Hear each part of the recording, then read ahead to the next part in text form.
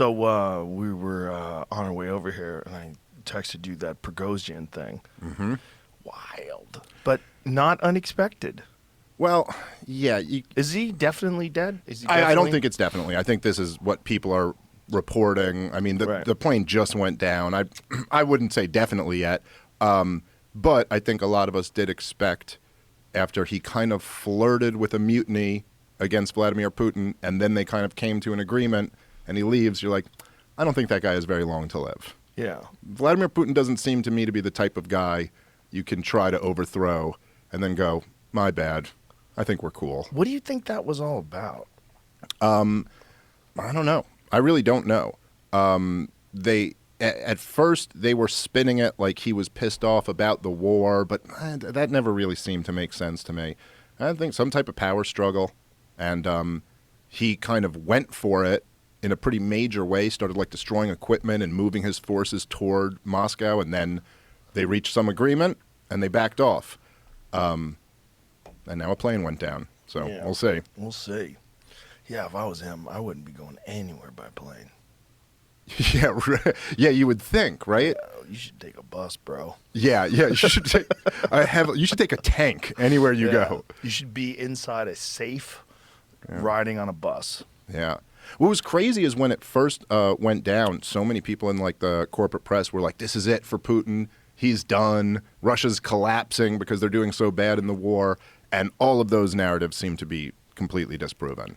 Well, what's scary is what happens if Ukraine runs out of troops. That's what's terrifying. Is like, how many more soldiers do they have left? How many more people can they force to fight that war? Like, what is the truth in terms of what are their losses? Because what you hear from people that are the true believers in the leftist movement is that Ukraine is winning and that Russia is doomed. We must support Ukraine. And then what you hear from realists, particularly people that have been on the ground, they're like, it's a slaughter fest. It's horrific, and the ratio of Ukrainian dead to Russian dead is extremely imbalanced. Right. That's what I've in Russia's favor. That Russia's killing a lot more than they're getting killed. More. It's hard to know exactly. It's always hard, like in the fog of war, to know exactly how many people are dying. It's usually not till after the fact, and they do the like excess mortality numbers, and then you kind of figure out like how many people actually died here. But it does seem. I think there's no question that Ukraine is doing better than would have been expected. Like say in the year 2010. If you had said, okay, Russia's going to invade Ukraine, most people thought they would have folded in a couple weeks and it would have been over.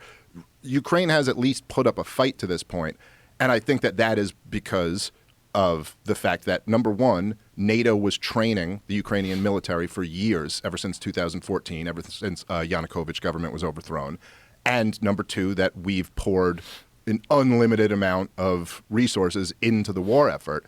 But then that kind of leads to the question of like, wait, but if Russia still wins at the end of this, which it looks like they're going to, short of like U.S. intervention, direct intervention, then what did we accomplish here other than just getting way more people slaughtered and drawing the war out way longer to kind of sacrifice Ukraine in an effort to hurt Russia?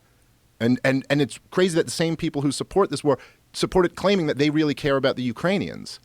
But you're like, if you really cared about them, why would your move be to prolong the conflict and let more of them die? It seems so horrible. It's very strange when the left is pro-war. Very, very strange.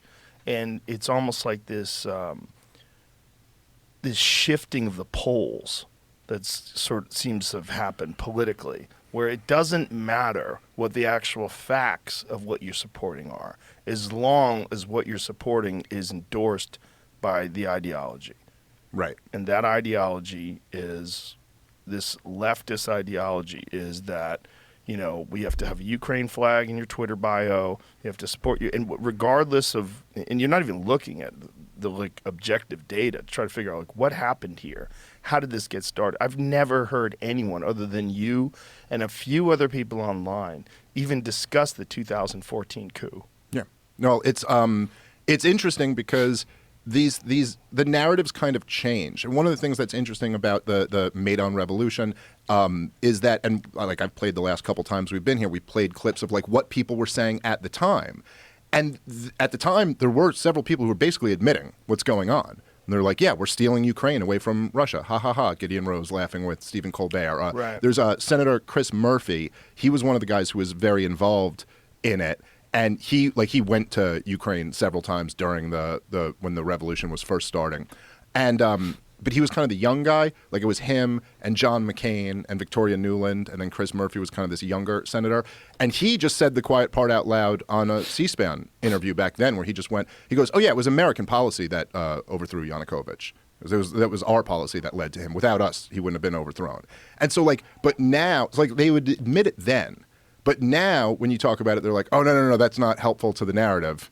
So don't mention that we were involved in overthrowing a government that was more pro-Russian and putting in a government that was more pro-West, because that complicates this thing." It reminds me of like there were these pieces in the '90s where there was like mainstream media outlets covering the dynamic of Al Qaeda and terrorism in the Middle East, and they would just like bluntly just say like, "Oh, they hate us because of our military presence in the Middle East. That's his grievance with us." Just like, that's the news. That's why bin Laden hates us. No one was going, they hate us because we're free, because that just hadn't been said yet, right. And that wasn't until after 9/11. But then after 9/11, it was they hate us for our freedom. And now if you were to make the point that they hate us for our foreign policy, it's like, well, where did you get that from? That's insane. It's like, but you all admitted that just only a few years ago. You were openly talking about it. And so it's kind of like that. That narrative doesn't help serve the war party. So now that has to be kind of like in the dustbin of history. That never happened. The conflict started in 2022 when Vladimir Putin invaded. He was totally unprovoked. There was no other reason. It's just that he's a madman. He's bad guy. We're good guy. That's the conflict. That's like that's the tunnel vision you're always supposed to think of war through. And that's rarely, if ever, the case. It's always more complicated than that.